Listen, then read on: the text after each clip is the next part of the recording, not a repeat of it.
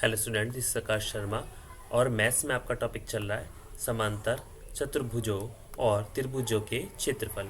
इसके बारे में हम पिछली कक्षाओं में अच्छे से पढ़ चुके हैं। समांतर चतुर्भुज क्या होते हैं, उन्हें किस प्रकार डिवाइडेड किया जाता है पार्ट्स में, और किस प्रकार समांतर चतुर्भुजों से त्रिभुज का निर्माण किया जाता है। फिर उनके क्षेत्रफल क्या आते हैं, उनका ज्ञात किया जाता है, और इससे कुछ अभ्यास प्रश्नों को आइए इस कक्षा में हम करते हैं। अब देखिए, आपको दिया गया है क्वेश्चन नंबर 6। आकृति 9.25 में चतुर्भुज ABCD के विकर्ण AC और BD परस्पर बिंदु O पर इस प्रकार प्रतिच्छेद करते हैं कि OB और OD हैं। यदि AB और CD हैं तो दर्शाइए कि, अब देखिए A, B, C और D दिया गया है कि विकर्ण AC, विकर्ण क्या है आपका AC, क्या आ गया आपका AC, और BD परस्पर बिंदु P पर इस प्रकार प्रतिच्छेद करते हैं। ये क्या है BD, और O बिंदु पर इस प्रकार प्रतिच्छेद किया है इन लोगों ने। अब देखिए, इस प्रकार इन दो रेखाओं ने क्या आ जाता है कि आपका OB बराबर आ जाएगा OD के, OB और OD क्या हो गए बराबर, तो OB बराबर क्या हो गया OD के, और AB बराबर आ गया CD के। तो AB कहाँ है आपका, AB ये रहा, और CD क्या आ गया आपका ये क्या आ गया आपके बराबर है। तो हमें क्या दर्शाना है फर्स्ट वाले क्वेश्चन में, DOC बराबर है AOB के। क्या बताना है आपको, DOC बराबर है AOB के। अब देखिए कि DOC कहाँ पर है, DOC ये वाला आपका आ गया त्रिभुज, किसके बराबर आ गया AOB के, AOB। अब देखिए, आपको दिया गया है सेकंड क्वेश्चन में क्या है, DBC और ACB। अब देखिए क्या है यहाँ पर हमारे, ये देखिए इस प्रकार दिया गया है DBC, DBC, और आपको क्या दिया गया है ACB, ACB ये वाला कोण आ गया आपका। अब देखिए थर्ड वाला, DA समांतर है CB के, DA समांतर है CB के। अब DA देखिए आपको कहाँ दिया गया है, DA ये वाला आपको यहाँ दिया गया है, और क्या दिया गया है आपको CB। DA और CAB क्या है, समांतर है एक दूसरे के, क्योंकि आपकी आमने सामने वाली रेखाओं को हम क्या बोलेंगे, समांतर रेखाएं। क्या बोलते हैं हम, समांतर रेखाएं। और इसको हम किस चीज़ से डिनोट करते हैं, इस वाले साइन से। और ABCD क्या है, एक समांतर चतुर्भुज है। ये बात आपको क्लियर हो गई। अब संकेत दिया गया है आपको, D और B से AC पर लंब खींचिए। अब D और B से AC पर लंब खींचिए, D और B पर AC से लंब खींचिए। अब देखिए रचना, D और B AC पर क्रमशः DM और BN लंब खींचिए, D और B। अब देखिए AC पर इस प्रकार लंब खींचा है कि DM और BN हमने लंब खींच दिया इस पर, इस प्रकार देखिए यहाँ पर हमने इसको बना दिया। और DMO और BNO में अब हम देखेंगे कि DMO इज इक्वल टू है BNO के। अब देख सकते हैं आप यहाँ पे, इसको हमने लंब मान लिया, इसका M, इसको मान लिया N। अब इस प्रकार हमने लंब खींचा है, और क्या आ गया, प्रतीक क्या आ गया आपका 90 डिग्री का होता है। क्या होता है 90 डिग्री, जो वाली बात आपको क्लियर होगी, क्या होता है 90 डिग्री का। DMO बराबर हो गया BON के, शीर्षाभिमुख कोण हो गए। कैसे हो गए, शीर्षाभिमुख कोण, इस प्रकार के होगा शीर्षाभिमुख कोण। और DO बराबर हो गया BO के, क्योंकि क्वेश्चन में आपको दिया गया है। अब देखिए त्रिभुज DMO बराबर भी है BNO के और समरूप भी है। ये क्या है, एंगल साइड सर्वांग समता के नियम से क्या हो गया, DMO बराबर हो गया त्रिभुज BNO के, और ये समरूप भी हो गया। अब DM बराबर आ गया BN के, क्या हो गया, फर्स्ट वाला सर्वांग सम त्रिभुज के संगत भाग क्या होते हैं, बराबर होते हैं। अब देखिए DMO बराबर आ गया BNO के, DMO बराबर BNO के, ये बात आपको क्लियर हो गई। और क्या हो गया, सर्वांग सम त्रिभुज के क्षेत्रफल क्या होते हैं, बराबर होते हैं। तो सर्वांग सम त्रिभुज के क्षेत्रफल बराबर होते हैं। अब देखिए नेक्स्ट, अब देख सकते हैं DMC और BNA में, अब देखिए आपको ABC आपको दिया गया है, यहाँ से जो हमने लंब खींचा था M पर, O केंद्र बिंदु और आ गया आपका M। ये प्रतीक क्या हो गया था आपका 90 डिग्री का, ये भी क्या हो गया आपका 90 डिग्री का, और क्या आ गया DMC बराबर आ गया BNA के, प्रतीक क्या आ गया 90 डिग्री। DM बराबर आ गया BN के, DM इजिकल टू BN, प्रतीक क्या हो गया समीकरण नंबर 1 से। अब देखिए CD बराबर आ गया AB के, CD बराबर AB के दिया गया है। अब DMC बराबर है BNA के, और क्या है समरूप भी है, ये राइट हैंड साइड सर्वांग समता के नियम से। DMC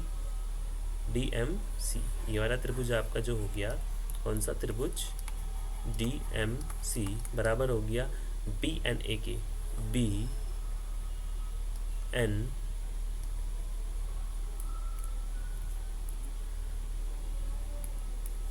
BNA के, इस त्रिभुज के बराबर आ गया। तो ये दो त्रिभुज आपको दिख रहे होंगे, ये दो त्रिभुज आ गए आपके बराबर आ गए। अब देखिए DMC बराबर आ गया BNA के, DMC BNA के बराबर आ गया,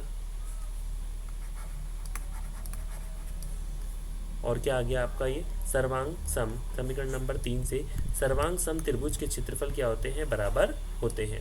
अब समीकरण नंबर 3 और 2 को जोड़ने पर तो हमने क्या किया, DMO प्लस DMC बराबर BNO प्लस BNA, तो DMO plus DMC equal to BNO plus BNA, क्या आ गया आपका DOC बराबर AOB इजिकल टू DOC बराबर AOB।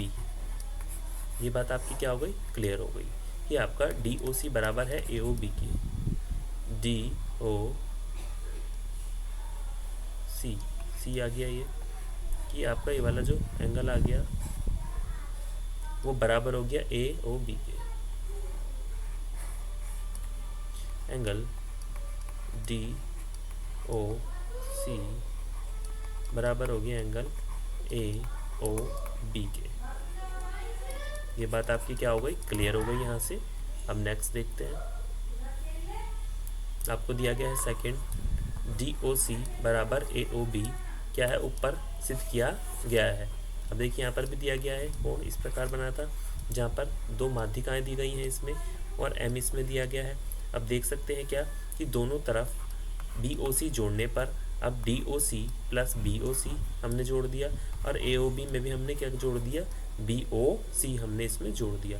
हमने क्या किया, DOC में भी जोड़ दिया BOC, और हमने AOB में भी जोड़ दिया BOC। ये बात आपको क्लियर हो गई।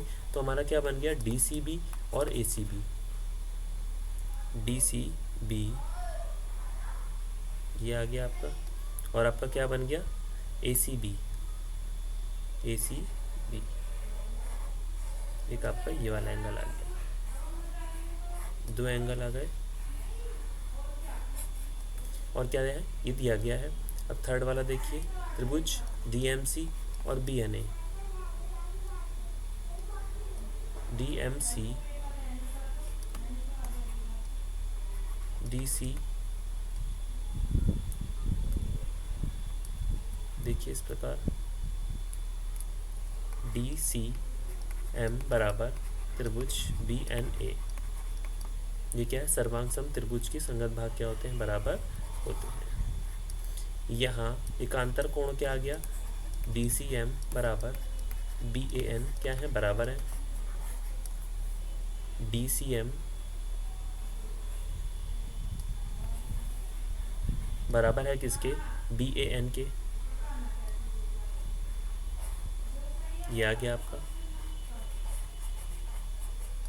अब देखिए CD आपका समांतर हो गया AB के, CD और एक चीज़ आ गई आपकी AB, तो आपका क्या हो गया, CD समांतर हो गया AB के। उसी प्रकार सी डी बराबर हो गया ए बी के।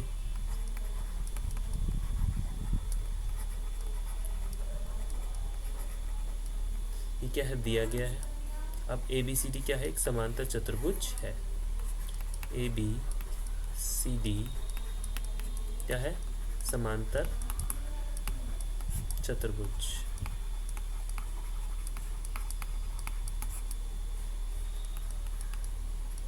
ये बात क्या हो गई आपकी, क्लियर हो गई अच्छे से। अब देखिए आपको दिया गया है क्वेश्चन नंबर 7। बिंदु डी और ई क्रमशः ए बी सी की भुजाओं ए बी और ए सी पर इस प्रकार स्थित हैं कि डी बी सी बराबर है ई बी सी के, और दर्शाइए कि डी ई समांतर है बी सी के। तो आपको दिया गया है ए बी सी और डी और ई। ठीक है, अब देखिए डी बी सी बराबर है ई बी सी के, एक ही आधार पर बी सी पर स्थित है, तथा डी बी सी बराबर E B C, D B C बराबर है ई बी सी के। अभी क्या है, इसलिए डी ई समांतर है बी सी के, डी ई समांतर है बी सी के। अब देख लेंगे यहाँ पर डी बी डी ई आ गया आपका यहाँ पे, और बी सी ये क्या आ गया, इसके समांतर आ गया। और इसमें क्या करना है, एक ही आधार वाले त्रिभुज दो क्षेत्रफलों में बराबर हो तो एक ही समांतर रेखा के बीच स्थित होते हैं। ये बात आपको क्लियर हो गई। और ये देखिए यहाँ से एक त्रिभुज ये बनाया गया है, ये बात आपकी क्लियर हो गई। अब देखिए क्वेश्चन नंबर आपको 8 दिया गया है। एक्स वाई त्रिभुज ए बी सी की भुजा बी सी के समांतर एक रेखा है। बी ई समांतर है ए सी के, सी एफ समांतर है ए बी के, और एक्स वाई से क्रमशः ई और एफ पर मिलती हैं। दर्शाइए कि, क्या दर्शाना है, ए बी ई बराबर है ए सी एफ के, ए बी ई बराबर है ए सी एफ के। अब देखिए ए बी सी, ये क्या है ई, ये क्या है एफ, ई ये आ गया आपका एफ, क्या हो गया ये वाई। अब देखिए ए बी सी बराबर है ए सी एफ के, तो ए बी सी ये वाला त्रिभुज बराबर है ए सी एफ के, ए सी एफ इस वाले त्रिभुज के। ये आपको रूप में भी एक जैसे दिखाई दे रहे होंगे और ये दोनों बराबर भी हैं। अब चतुर्भुज बी सी वाई ई में देखेंगे कि बी ई समांतर है सी वाई के, बी ई क्या है, समांतर है ए सी के, और बी सी समांतर है ई वाई के। इसलिए बी सी वाई ई एक समांतर चतुर्भुज है।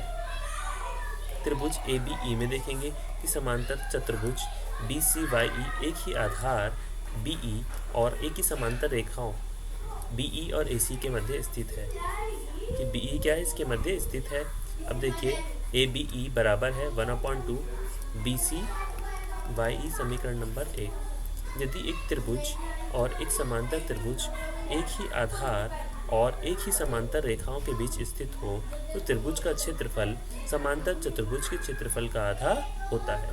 अब देखिए इसी प्रकार त्रिभुज ए सी एफ और समांतर चतुर्भुज बी सी एफ एक्स एक ही आधार सी एफ और एक ही समांतर रेखाओं सी एफ और ए बी के मध्य स्थित है। अब देखिए सी एफ देख लीजिए यहाँ से कहा, ये समांतर रेखा है सी एफ और आई क्या है ए बी, इसकी दोनों की समांतर रेखाएं क्या है, बराबर है। और ए सी एफ बराबर 1/2 A B B C F X, समीकरण नंबर 2 आ गया आपका। इसी प्रकार बी सी वाई ई बराबर बी सी एफ एक्स, समीकरण नंबर 3 आ गया आपका। और एक ही आधार बी सी वाले एक ही समांतर रेखाओं बी सी समांतर रेखा ई एफ के बीच स्थित समांतर चतुर्भुज क्षेत्रफल में क्या होते हैं, बराबर होते हैं। समीकरण नंबर आपका 1, 2, 3 और क्या आ गया ए बी ई, क्या हो गया ए सी एफ के। तो दोनों चीज़ क्या हो गई आपकी, बराबर हो गई। तो क्या आ गया, त्रिभुज ए बी ई बराबर आ गया त्रिभुज ए सी एफ के। ये त्रिभुज और ये वाला त्रिभुज क्या हो गए, दोनों एक दूसरे के इक्वल हो गए। अब देखिए क्वेश्चन नंबर 9 दिया गया है आपको कि समांतर चतुर्भुज ए बी सी डी की एक भुजा ए बी को पी तक बढ़ाया जाता है। अब देखिए पी तक बढ़ा दिया, ए बी ठीक है, ये आपको दिया गया है सी और डी। पी तक इस प्रकार बढ़ाया जाता है कि ए से होकर सी पी समांतर खींची गई रेखाएं बढ़ाई गई सी बी और क्यू पर मिलती हैं। कहाँ पर मिलती है? क्यू पर मिलती हैं, देखिए। और फिर समांतर पी बी क्यू आर को पूरा किया जाता है। आर भी बना दिया यहाँ पे हमने, और इनको हमने क्या कर दिया? पूरा कर दिया, यहाँ से जोड़ दिया इस प्रकार। अब दर्शाना क्या है कि ए बी सी डी बराबर है P Q P B Q R के। ए सी और ए बी क्यू को मिलाइए और ए सी क्यू और ए पी क्यू की तुलना कीजिए। अब देखिए ए सी और पी क्यू को मिलाया, अब ए सी क्यू और ए पी क्यू एक ही आधार ए क्यू और समांतर रेखाओं ए बी और सी बी के बीच स्थित है, तो ए सी क्यू बराबर आ गया ए पी क्यू के। एक ही आधार वाले एक ही समांतर रेखाओं के बीच स्थित त्रिभुज के क्षेत्रफल में बराबर होते हैं। दोनों ओर से ए बी क्यू हटाने पर दोनों में से घटा दिया तो क्या आ गया आपका 1/2 और 1/2 P Q P B Q R विकर्ण समांतर रेखाओं के क्षेत्रफल के विभाजित करता है, और ये हमारे दोनों क्या आ गए? इक्वल आ गए, हैंस प्रूव हो गया। अब देखिए क्वेश्चन नंबर 10 दिया गया है आपको, एक लंब ए बी सी डी जिसमें ए बी और डी सी समांतर के विकर्ण ए सी और डी डी बी डी समांतर और प्रतिच्छेद करते हैं। दर्शाना है कि बी ओ डी और बी ओ सी बराबर है। ये भी देखिए कि आपको इस प्रकार दिया गया है। और त्रिभुज ए बी सी और ए बी सी के आधार ए बी और समांतर रेखाओं ए बी और सी डी के बीच स्थित है। अभी दोनों बराबर दे दिए, और एक ही आधार वाले समांतर रेखाओं के बीच स्थित त्रिभुज क्षेत्रफल बराबर होते हैं। दोनों को और से घटा दिया तो ये भी हमारे दोनों इक्वल आ गए। ठीक है, तो आज हमने क्या सीखा कि त्रिभुज के क्षेत्रफलों को चतुर्भुजों से कैसे ज्ञात किया जा सकता है और उससे बेस्ड क्वेश्चनों को किस तरीके से हम करते हैं। आगे का हम नेक्स्ट क्लास में सीखते हैं। आज के लिए थैंक यू।